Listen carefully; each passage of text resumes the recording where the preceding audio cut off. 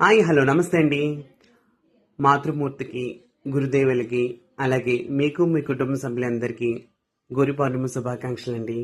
So ఈరోజైతే తొందరగా ఎర్లీగా లేచానండి. ఈ మధ్య అసలు లేవట్లేదు. సో ఈరోజు కొంచెం పూజ అది ఉంటుంది, ప్రసాదాలు చేయాలనేసి తొందరగా లేచాను.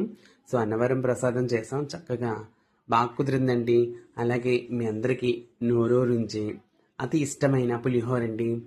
సో పులిహోర అంటే ఇష్టం లేని వాళ్ళు ఎవ్వరు ఉంటారు సామాన్యంగా. సో అంత కమ్మనైన పులిహోర, ఇంగువ అండ్ ఆవపిండి, ఇది చాలండి జన్మకి. కడుపు నిండా తినొచ్చు. అంత సువాసన వెదజిమ్మే పులిహోర అన్నమాట. సో తింటుంటే కమ్మగా ఉంటుంది. సో మర్చిపోయాను చెప్పడం, ప్రసాదాలు కదండి, ప్రసాదాలని తినాలనుకోండి. సో ఇది అయిపోయాక బాబా పూజకి సిద్ధం అనమాట. సో బాబావారి ముందు పసుపతి రాసి చక్కగా బొట్టది పెట్టి, సో బాబావారు ఆశీర్వచనాలు తీసుకుందాం, పూజ అది చేసుకుని అనేసి తొందరగా ఇవన్నీ రెడీ చేశానండి. సో అమ్మవారికి పద్మముగ్గు ఎలా అలంకరణ బాబా ముందు అలా చేశానండి. సో బాబావారికి మాల అనమాట, పూలమాల. చూసారా, పూలమాల మధ్యలో బాబావారు ఎంత అందంగా కనిపిస్తున్నారు. ఇలాగ మా ఇంటి బాబా అనమాట. సో హారతిస్తున్నాను.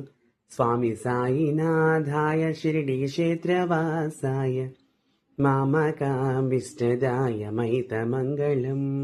ఇలా మంగళహారతి ఇచ్చి ఆ స్వామివారిని మనస్ఫూర్తిగా దర్శనం చేసుకునండి. అలాగే ఆ బాబావారి ఆశీర్వచనాలు మీకు మీ కుటుంబానికి కూడా కలగాలని మనస్ఫూర్తిగా కోరుకుంటున్నాను. ఉంటానండి. నమస్తే.